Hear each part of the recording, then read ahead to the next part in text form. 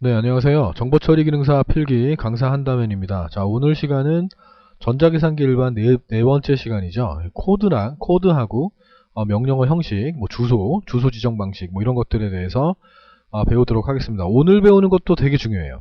그러니까 전자계산기 일반은 뭐 다 중요하죠. 매 강의마다 다 중요한 부분입니다. 자, 한번 보도록 하겠습니다.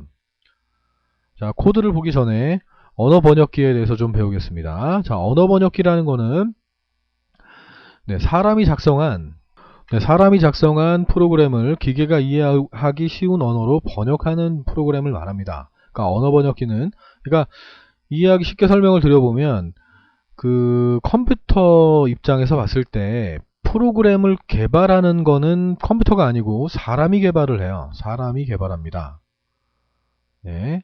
개발을 하고 이 프로그램을 실행하는 쪽은 기계가 합니다. 컴퓨터죠, 그죠? 근데 사람이 쓰는 언어가 따로 있고요. 기계가 쓰는 언어가 따로 있습니다. 이 기계는 기계어를 쓰죠. 그죠? 뭐 이진수, 뭐 0, 1 뭐 이런 걸로 돼 있는 그런 거를 알아들을 수 있어요. 기계는. 근데 프로그램을 창조해내는 거는 사람이거든요. 이 사람이 작성한 프로그램 언어를 우리는 원시 프로그램이라고 해요. 소스라고 합니다. 소스 프로그램. 자, 얘를 중간에 번역을 해서 기계어로 만들어줘야 됩니다. 이렇게요.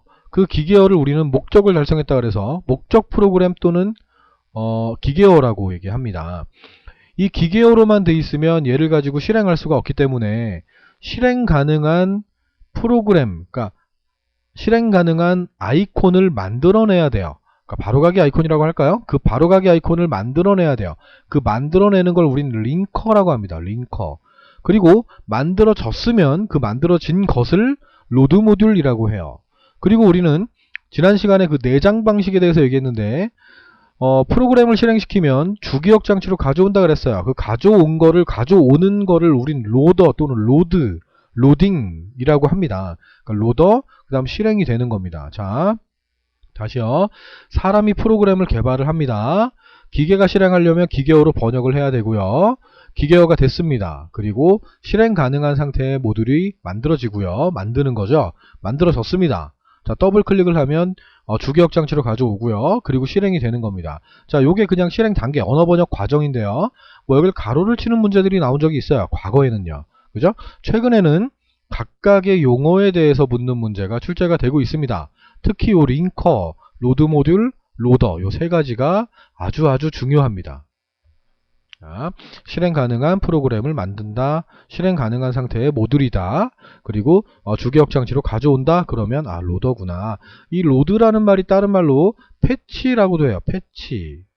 패치라고도 합니다. 같이 좀 기억하세요. 뒤에 배울 겁니다. 자, 그리고 이 언어 번역기의 종류는 컴파일러, 인터프리터, 어셈블러, 프리프로세서라는 것이 있습니다. 그러니까 어떤 언어로 만들었냐. 그러니까 뭐 여러분들이 아시는 프로그래밍 언어가 뭐 C 언어도 있고요. 뭐 베이직도 있고요. 뭐 자바라는 것도 있죠. 뭐 자바도 있어요. 그 외에 뭐 코볼이라는 것도 있고요. 옛날 거. 뭐 어셈블리어 뭐 또 뭐가 있죠? 포트란 뭐 이런 것들이 있습니다. 뭐 그런 언어들이 되게 다양한데 그 언어마다 번역해주는 그 번역기는 다 다르거든요. 그래서 언어 번역기의 종류가 이렇게 있구나라고 알고 계시면 될 거고요. 시험장에서 많이 나오는 거는 요 세 가지가 좀 많이 나옵니다. 특히 이 두 가지요. 그러니까 컴파일러는 목적 프로그램을 생성합니다. 그러니까 기계어를 만들어냅니다. 속도가 빨라요. 왜냐하면 한 번 기계어를 만들어 버리면 그 다음엔 또 기계어를 만들 필요가 없어요. 생성을 해놨기 때문에. 그래서 빠를 수밖에 없습니다. 네, 고급 언어 번역에 사용되는데 그 언어는 대표적으로 C 언어도 있고요. 코볼이라는 언어도 있습니다. 네, 컴파일러로 번역을 합니다. 다음, 인터프리터는 목적 프로그램을 생성하지 않습니다. 자, 얘는 생성하지 않기 때문에, 기계어를 생성하지 않기 때문에 매번 실행할 때마다 매번 번역해야 되는, 당연히 느려질 수밖에 없어요. 한 줄 번역하고 실행하고 한 줄 번역하고 실행하기 때문에 대화식이라고도 합니다. 우리는 이 대화식이라는 게 어떤 줄에서 에러가 떴는지 우린 알 수 있다라는 거예요. 얘 같은 경우는 어디서 에러가 떴는지를 찾기가 되게 힘들어요. 그래서 프로그래머들이 되게 힘든 직업이죠. 3D 업종의 하나라고도 얘기합니다. 뭐 우리 프로그래머들 같은 경우는 그렇게 얘기합니다. 하여튼 줄 단위로 번역하고요. 대표적인 언어가 베이직이 있고요. LISP라는 언어가 있습니다. 그리고 고급 언어 마찬가지죠. 고급 언어죠. 그죠? 고급 언어입니다. 자, 저급 언어가 있어요. 저급 언어는 이 어셈블리어라는 게 있는데 이게 저급 언어고요. 얘하고 기계어, 그냥 순수하게 기계어를 우리는 저급 언어라고 해요. 사람 입장에서 프로그램을 이해하고 개발하기가 쉽게 되어 있는 언어를 우린 고급 언어라고 하고요. 사용자 입장에서 되게 어렵게 보이는 그런 언어들이 있어요. 완전 순수하게 0, 1 이렇게 돼 있는 이진수로 돼 있는 기계어랑 아주 최소한의 약자로 돼 있는 니모닉 언어라고 하는데 최소한의 약자로만 돼 있는 언어가 있습니다. 이 두 가지 언어를 우리는 저급 언어라고 얘기합니다. 기계 입장에서 봤을 땐 얘네들이 아주 가까운 언어에 해당이 됩니다. 그렇게 알고 계시면 돼요. 자, 니모닉 언어라는 말이 나오거나 어셈블리어라는 말이 나오면 이거는 번역기가 어셈블러라는 번역기를 쓴다라고 알고 계시면 됩니다. 됐죠? 자, 여기까지 일단 하고요. 다음에 기본적으로 순서를 외워야 될 것들이 있어요. 자료의 크기 단위입니다. 비트 니블, 바이트 워드, 필드 레코드, 블록 파일, 데이터베이스입니다. 비트 니블, 바이트 워드, 필드 레코드, 블록 파일, 데이터베이스. 이 블록, 이 레코드를 우리는 논리 레코드라고 하고요. 이 블록을 논리 레코드가 모이면 되기 때문에 물리적인 레코드, 물리 레코드라고 얘기합니다. 그게 모이면 파일, 데이터베이스, DB가 됩니다. 네, 여기에서 이 비트라는 거는 0 또는 1, 그러니까 꼬마 정보 한 개라고 보시면 돼요. 정보 표현의 가장 작은 단위를 말합니다. 0 또는 1, 온 또는 오프를 말합니다. 1워드라는 건 기본적으로 풀워드라고 기억하세요. 풀, 가득 차 있다는 뜻입니다. 가득 차 있는데 얘가 4바이트짜리예요. 4바이트. 하프입니다. 하프, 반이죠. 그죠? 반입니다. 그럼 2바이트입니다. 원래 가득 차 있는 거에서 반이니까요. 더블입니다. 더블은 2배죠. 원래 가득 차 있는 거에서 2배를 말하는 거니까 8바이트가 됩니다. 자, 여기 있으니까요. 바이트가 있네요. 바이트, 문자나 주소를 표현하는 가장 작은 단위를 말하는데요. 1바이트는 8비트를 말합니다. 됐죠? 자, 만약에요. 풀워드가 몇 바이트가 아니고 몇 비트니 라고 하면 기본적으로 4바이트거든요. 4바이트인데 1바이트가 8비트죠. 그죠? 그럼 8, 4, 32비트를 찾아주시면 됩니다. 됐죠? 자, 이렇게 아시면 되고, 이 워드의 뜻입니다. 이 워드는요, CPU가 한 번에 처리하는 단위입니다. 한 번에 처리하는 단위를 워드라고 합니다. 워드는 클수록 좋겠죠. 그죠?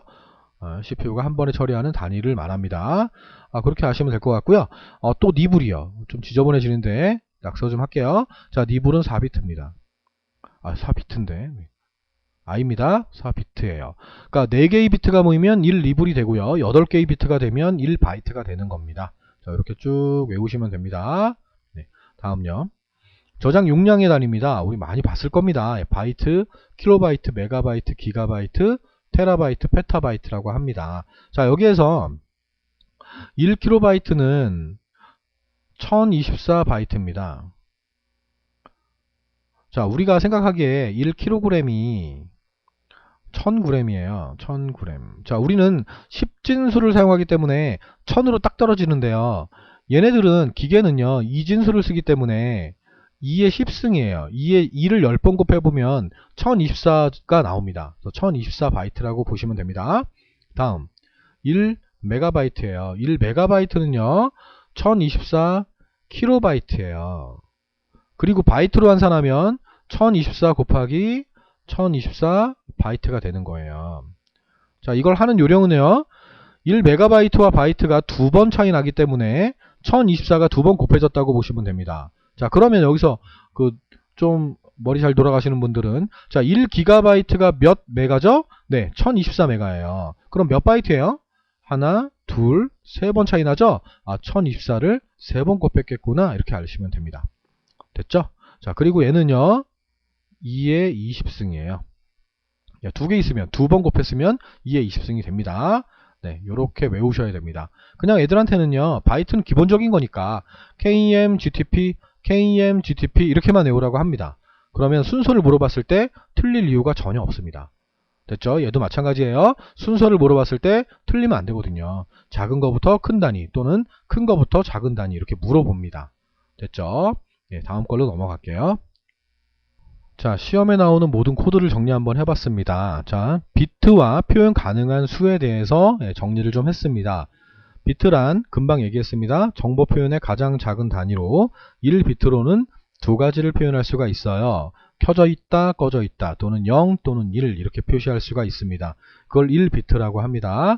자, 만약에 꼬마 전구가요. 전구가 하나가 있습니다. 자, 그럼 얘는 껐다 켰다 두 가지를 표시할 수 있어요. 자, 만약에 꼬마 전구가 두 개가 있습니다.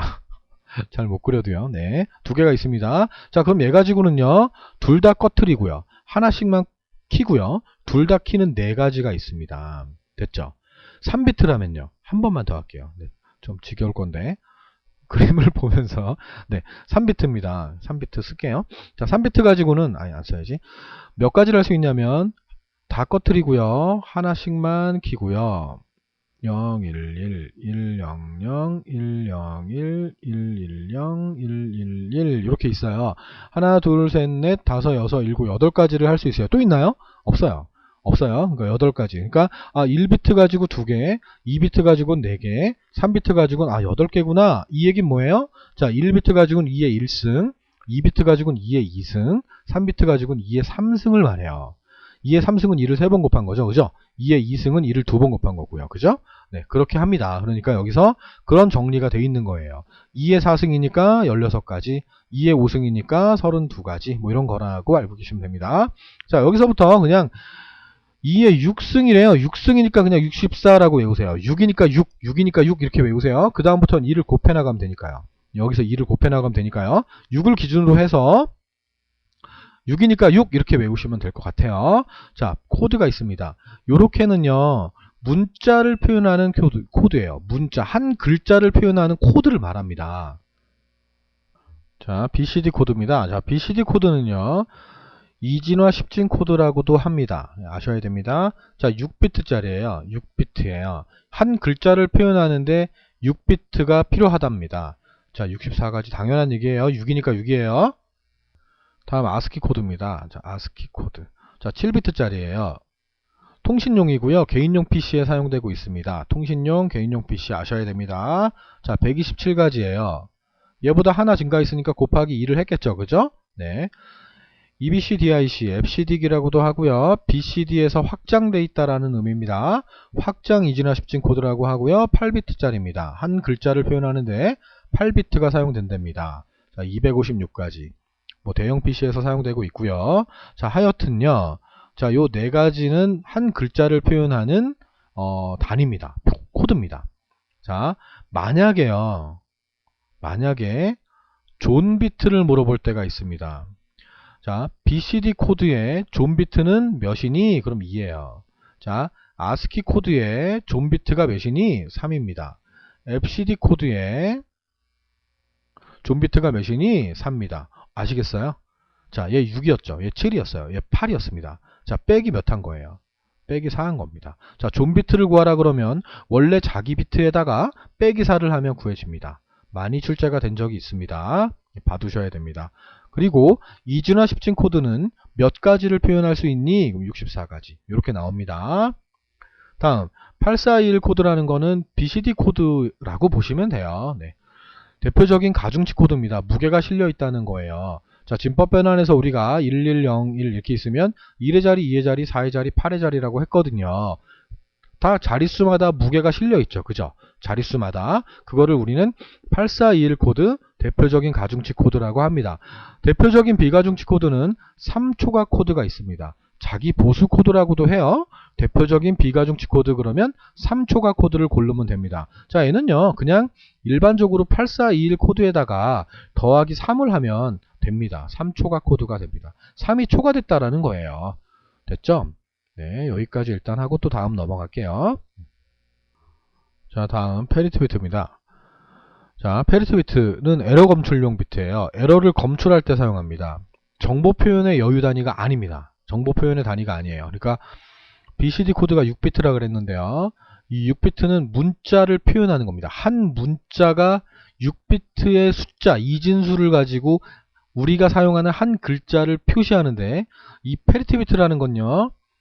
여기에 포함이 되지 않고 하나가 추가가 되는 비트를 말해요. 왜? 에러가 있나 없나를, 뭘 위해서? 에러가 있나 없나를. 그러니까 정보 표현의 여유 단위는 아니다라고 알고 계시면 됩니다. 에러를 검출하는 방식이 짝수 방식과 홀수 방식 두 가지가 있습니다. 같은 말이에요. 짝수하고 우수, 이분 같은 말입니다. 외우지 마시고 요 2죠. 그죠? 2예요. 2는 짝수입니다. 그리고 글자 수도 4글자예요. 그죠? 5듭니다. 5입니다. 그죠? 예, 홀수를 말합니다. 됐죠? 뭘 짝수로 하고 뭘 홀수로 하냐? 1의 개수를 가지고요. 1의 개수가 짝수로 전송하게 하고 1의 개수를 홀수가 되게 전송하게 하는 그런 방식을 말합니다. 자, 일단은 좀 설명을 드려보죠. 자, 여기서 할게요. 만약에 뭔가를 보내요. 1101, 011 이렇게 있어요. 자, 그럼 총 하나, 둘, 셋, 넷, 다섯, 여섯, 7자리예요. 자, 7비트짜리 코드가 뭐였죠? 네, 아스키 코드예요. 아스키 코드. 통신용으로 쓴다 그랬으니까 7비트 가지고 한다고 가정을 할게요. 자, 전송을 합니다. 이 글자가 안이라는 글자라고 할게요. 안이라는 글자예요. 자, 그럼 보냅니다. 아니에요. 아니라고 가정한 겁니다. 자, 보내요. 그럼 11010111 이렇게 옵니다. 그러면 받아본 쪽에서 쪽지가 안이라고 쪽지가 왔습니다. 그죠? 왔어요. 근데 에러가 만약에 생기면 난 아니라고 보냈는데 줄이라고 와버리면 화날 거 아니에요. 그죠? 그래서 에러가 있나 없나를 검출해야 되는 거예요. 그래서 앞 또는 뒤에 페리티비트라는 하나를 추가해서 보내게 되어 있습니다. 만약에 짝수 방식으로 보낸다라고 하죠. 짝수 방식은 1의 개수를 말하는 겁니다. 하나, 둘, 셋, 넷, 다섯. 현재 홀수예요. 그러면 하나를 실어 보내게 됩니다. 그럼 실어 보내면 받은 쪽에서 1의 개수를 셉니다. 짝수가 맞네. 안 이렇게 옵니다. 에러가 없으니까요. 근데 전송되는 도중에 만약에 하나가 에러가 떴어요. 에러가 뜨면 도착했을 때 이 에러가 뜬 건 0으로 바뀌어서 온다고 가정을 하죠.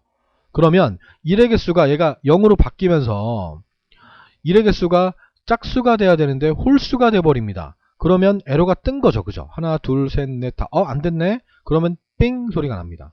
에러가 났습니다. 소리는 안 나죠. 그죠? 기계가 처리하죠. 에러가 났습니다. 통신상의 장애가 떴다는 거죠. 그죠? 다시 보내게 됩니다. 에러가 떴으니까요. 그런데 만약에요, 두 개가 에러가 떠요. 그럼 얘가 없어지면서 0으로 바뀐다 그랬죠. 이렇게요. 바뀌었어요. 그러면 보낼 때 짝수로 보냈는데 받을 때도 짝수로 받았어요. 받으면 에러가 떴는데도 불구하고 에러가 없다라고 판단을 해버립니다. 그래서 만약에 두 개의 에러, 2의 배수에 해당하는 두 개의 비트가 에러가 발생되면 에러를 검출할 수가 없다. 이걸 보시면 됩니다. 네, 요걸 보시면 됩니다. 됐죠? 뭐 그런 거예요. 네, 여기까지는 뭐 이렇게 무난하게 보실 수 있을 것 같습니다. 정보 표현의 여유 단위는 아니라는 거예요. 그리고 페리티비트 가지고는 만약에 이거 하나만 에러가 뜨면 얘가 0으로 바뀐다 그랬잖아요. 그죠? 그럼 뭐가 에러가 났는지를 판별할 수가 없어요. 그러니까 에러를 수정하는 기능은 안 된다는 거예요. 에러가 있나 없나만 판별하기 위해서 사용하는 비트가 바로 페리티비트입니다. 자, 해밍 코드예요. 이 해밍 코드 너무 중요하죠. 그죠? 에러 검출과 정정이 모두 가능한 코드입니다. 왜? 페리티비트를 3개를 실어 보내요. 3개를 실어서 보내면 에러가 어디에서 났고 뭘 수정해야 되고 그걸 알 수가 있습니다. 그래서 에러 검출과 정정이 가능한 코드는 해밍 코드다. 요 정도만 기억하시면 됩니다. 다음요. 이 그레이 코드입니다. 얘도 너무 많이 나오고 있어요. 대표적은 아니고 비가중치 코드입니다. 무게가 실려있지 않은 코드라고 보시면 됩니다. 아날로그와 디지털 신호를 변환할 때 사용하는 코드라고 보시면 됩니다. 자, 비가중치인데 자꾸 가중치라고 나오면 틀린 말이 되는 거예요. 네, 요거 좀 알고 계세요. 아날로그, 디지털 변환 코드 이렇게 나올 거예요. 자, 이 진수를 그레이 코드로 변환하는 방법입니다. 자, 여기 써볼게요. 1001입니다. 자, 얘가 이진수래요. 자, 얘를 그레이 코드로 바꾸래요. 그러면 맨 왼쪽에 있는 거를 내려보냅니다. 이렇게요. 내려보내고요. 이웃하고 있는 것끼리 XOR을 합니다. XOR가 뭐였죠? 가0이 였어요. 가0이 같을 때 0, 다를 때 1이었어요. 자, 1하고 0이 다르죠? 다르니까 1이 내려옵니다. 0하고 0이 같죠? 같으니까 0이 나옵니다. 0하고 1은 달라요. 그럼 1이 나옵니다. 됐죠? 자, 한 번만 더 할게요. 1101. 자, 얘가 이진수예요. 그레이 코드로 바꾸래요. 내려보냅니다. 이웃한 것끼리 XOR을 합니다. 가령이 같으니까 0이 나옵니다. 다르니까 1 나오고요. 다르니까 1 나오게 됩니다. 됐죠? 자, 얘는 그레이 코드예요. 그레이 코드입니다. 얘는 그레이 코드입니다. 됐죠? 자, 그레이 코드를 이진수로 바꾸는 것도 해봐야 됩니다. 자, 그러면 맨 왼쪽에 있는 걸 내려보내는 건 똑같아요. 똑같은데 내려온 거랑 합니다. XOR을 가령이를 같으니까 0 같으니까 0 다르니까 1 1001 1001 똑같아요. 그죠? 얘도 해봐야죠. 내려왔습니다. 내려온 거랑 합니다. 다르니까 1 같으니까 0 다르니까 1 똑같죠. 그죠? 자, 요거를 하시면 됩니다. 할 줄 아시면 됩니다. 보통은요, 이진수를 그레이 코드로 바꾸는 얘가 더 많이 나옵니다. 얘는 정말 가끔 나옵니다. 얘가 훨씬 많이 나와요. 비가중치입니다. 아날로그 디지털 변환 코드예요. 자, 이렇게 보시면 될 것 같아요. 네, 다음 것도 볼게요. 네, 마지막으로 명령어 형식에 대해서 좀 배우겠습니다. 자, 명령어 형식 그러면요, 떠올리셔야 돼요. 명령어 형식 그러면 instruction은 이라는 말을 떠올리세요. 영어로 instruction입니다. 뭐 외울 필요는 없고요. 그냥 이 말이 나오면, 이 영어 단어가 나오면 아, 이거 명령어 형식을 말하는 거구나. 명령어 형식은 OP 코드와 오퍼랜드 두 가지로 돼 있구나 라고 알고 계시면 됩니다. 뭐 0부터 뭐 1바이트, 뭐 8비트 뭐 이렇게 알고 계시면 됩니다. 1바이트, 뭐 2바이트. 자, 그래서 OP-코드라는 게 연산자, 그러니까 명령어라고 보시면 되고요. 오퍼랜드는 주소, 어드레스라고 보시면 됩니다.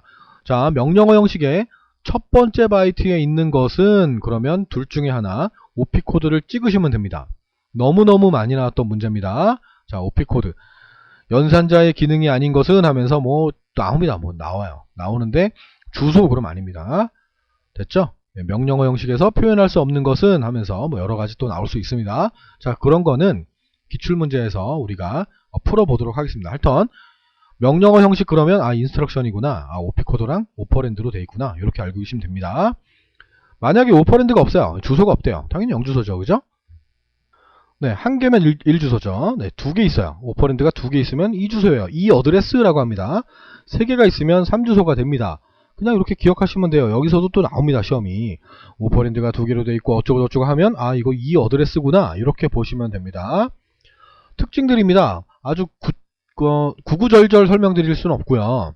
그러니까 요렇게만 아셔도 다 풉니다. 다 풀어요. 그러니까 자, 0주소 그러면 스택이라는 말이 들어가면 아, 이거 0주소구나. 예, 0주소. 몇 주소니? 라고 물어보거든요. 그럴 때는 0주소입니다. 1주소, 누산기라는 말이 들어가면 1주소를 고르시면 됩니다. 자, 보존이 안 된다. 가장 많이 사용된다. 그럼 2주소를 고르시면 되고요. 보존이 된다. 3주소입니다. 다시 0주소는 스택이고요. 1주소는 누산기입니다. 2주소는 보존이 안 되고요. 가장 많이 사용되고 있고요. 3주소는 보존이 됩니다. 자, 이게 무슨 말이냐면요. 만약에요. 이렇게 있어요. OP-코드가 있어요. add래요. add가 뭐였죠? 더하라는 뜻이에요. 자, 50이 있어요. 50을 더하라는 말이 아닙니다. 50을 더하라는 말이 아니고 메모리를 보면 메모리에 이렇게 쭉쭉 칸이 나뉘어 클러스터라는 걸로 이렇게 나뉘어서 0번지, 1번지, 2번지 이렇게 기계번지가 나뉘어집니다. 나뉘어지는데 그 중에 50번지에 해당하는 어떤 값, 이 안에 저장되어 있는 값이 만약에 100이라면 100을 더하라는 말이 돼요. 100을 더하라는 말이 돼요. 이런 게 명령어 형식입니다. OP-코드와 오퍼랜드의 개념입니다. 자, 이렇게 볼게요. 자, 이렇게 해서 100번지라고 할까요? 그럼 100번지에 만약에 50이 있다고 할까요? 자, 그러면 50번지에 있는 100과 100번지에 있는 50을 더해서 add가 더하니까 이 150을 여기다 저장하세요 라고 합니다. 그러면 여기 연산에 참여했던 이 100이라는 이 숫자가 없어지고 150으로 덮어쓰게 되죠. 그럼 얘가 보존이 안 되잖아요. 그죠? 그래서 보존이 안 된다는 거예요. 됐죠? 다시요. 자, 여기에 100이 있습니다. 자, 지울게요. 자, 만약에 이렇게 있어요. 이렇게 있고요. 여기에 200번지라고 할게요. 그러면 50번지에 있는 값과 100번지에 있는 값을 더해서 이 두 개의 더한 값의 결과를 200번지에다 넣으라는 뜻이 됩니다. 그럼 100과 50을 더해서 200번지에다가 집어넣으세요 라고 됩니다. 그러면 연산에 참여했던 얘하고 얘는 보존이 되죠. 그죠? 하나, 둘, 셋, 3주소예요. 3주소는 보존이 됩니다. 아시겠죠? 0주소는 스택, 1주소는 누산기, 2주소는 보존이 안 되고요. 3주소는 보존이 됩니다. 자, 여기까지 정리가 됩니다. 다음요. 즉시 주소예요. 이미디어트라고 합니다. IMM 요거만 외우라 그래요. 애들한테는. 그냥 외우기 읽기 힘들면 그냥 IMM 이렇게만 외워라 그렇게 얘기합니다. 자, 즉시죠. 즉시. 즉시 처리할 수 있다는 거예요. 자, 이 말이 뭐냐면 오퍼랜드에 있는 게 주소가 아닙니다. 주소가 아닙니다. 그냥 연산할 실제 데이터입니다. 주소를 참조하러 갈 필요가 없어요. 참조하러 갈 필요가 없고 그냥 계산하면 돼요. 됐죠? 얼마나 빠르겠어요. 그죠? 자, 직접 주소입니다. 직접. 다이렉트입니다. dir만 외워. dir, 다이렉트, 직접. 오퍼랜드에 있는 값이 실제 데이터의 주소입니다. 그러니까 오퍼랜드에 있는 값이 내가 계산해야 될 실제 데이터가 저장되어 있는 주소입니다. 한 번만 가면 된다는 얘기예요. 그게 직접 주소예요. 즉시보단 한 단계 느리죠. 그죠? 네, 간접 주소입니다. indirect입니다. ind라고 외워. ind라고 외워. 이렇게 얘기합니다. 자, 오퍼랜드에 지정된 위치의 값. 오퍼랜드로 지정한 위치의 값 얘가 계산할 값이 아니고 실제 데이터의 주소입니다. 그러니까 100번지를 또 가야 돼요. 100번지에 가서 200이라는 게 있으면 얘를 더하라는 말이에요. 한 번, 두 번. 간접적으로 지정하고 있죠? 야, 계산할 값이 어디 있어요? 자, 50번지 가면 알려줄 거야. 50번지 갔는데 100번지로 가. 있을 거야. 두 번 갔어요. 그죠?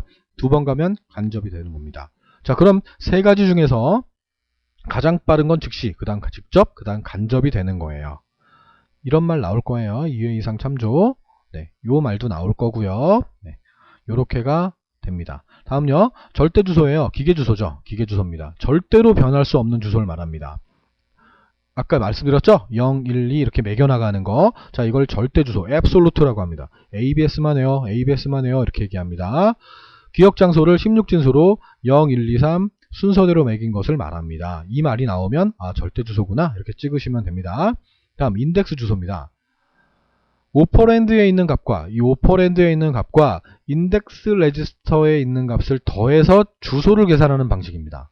그거를 우리는 인덱스 주소라고 합니다. 그리고요, 추가로 할게요. implied 모드라고 되어 있습니다. implied 묵시적입니다. 묵시적. 주소를 특별히 지정하지 않아도 0번지 명령어의 스택, 그러니까 스택에 있는 얘가 가리키는 곳이 바로 그 주소라는 거예요. 그러니까 암시하죠. 암시, 묵시적 주소입니다.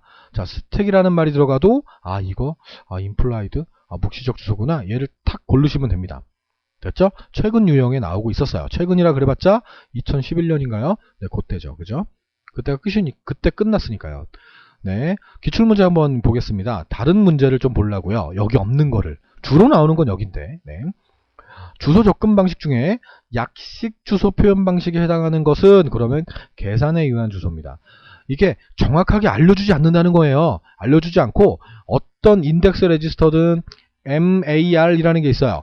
메모리 어드레스 레지스터라고 하는데 여기에 있는 값을 두 개, 여기 있는 값이든 여기 있는 값이든 오퍼랜드에 있는 거와 더해서 하여튼 계산을 해서 만들어내는 그런 거를 우리는 계산에 의한 주소라고 합니다. 그걸 약식 주소라고 합니다. 다음요. 다음과 같은 계산에 의해 주소 지정을 하는 방식을 물었습니다. 자, 프로그램 카운터.